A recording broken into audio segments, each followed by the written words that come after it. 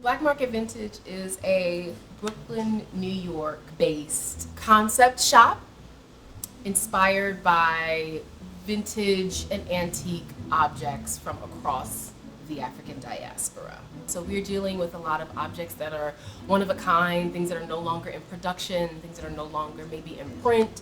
And so thinking about how we assess value. I mean, if I were a keychain maker or a printmaker, I can assess the value of my own thing that takes into account the market, the labor, my materials, my overhead, etc.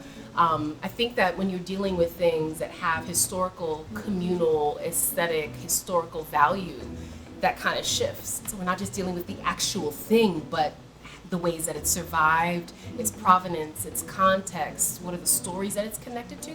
And so I think it just makes the ways that we think about this concept of value a lot more complicated. Definitely. When we come into the mix, we're bringing a whole host of historical context, a whole host of personal context, familiar context, that then we bring to it, and we may have a different sense of value. And so, simple as a damaged picture, original photograph of Malcolm X, where someone's willing to throw it away because it has water damage on it or damp staining.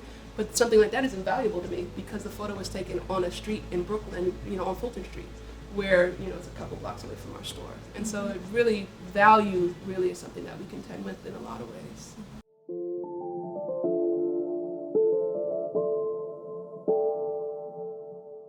I grew up picking with my mother, stopping on the side of the road for gems that she saw and she liked, she wanted to upcycle, going to vintage shops, going to thrift shops, going to flea markets, and it was just a shared hobby between the both of us.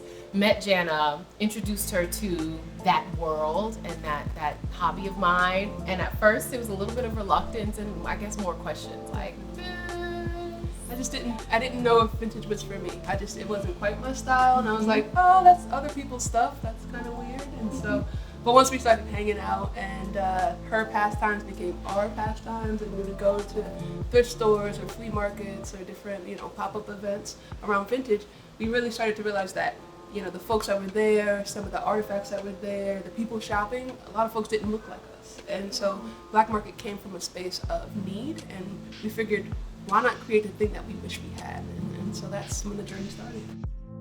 One of the challenges right off the bat that Kiyanna mentioned was this piece of targeting, like who's going to be our target audience, and then speaking directly to them, but also speaking to them unapologetically. And so there's like no half-stepping. We were just going to do this and give it a funky name that kind of read a little black, but not really, hone in on our community. We were like, we are here to serve our community, highlight our histories, our narratives, and once we leaned in, it was no longer like an issue or something that we had to navigate. And the kinds of conversations we were having in the beginning were around like, are we pigeonholing ourselves?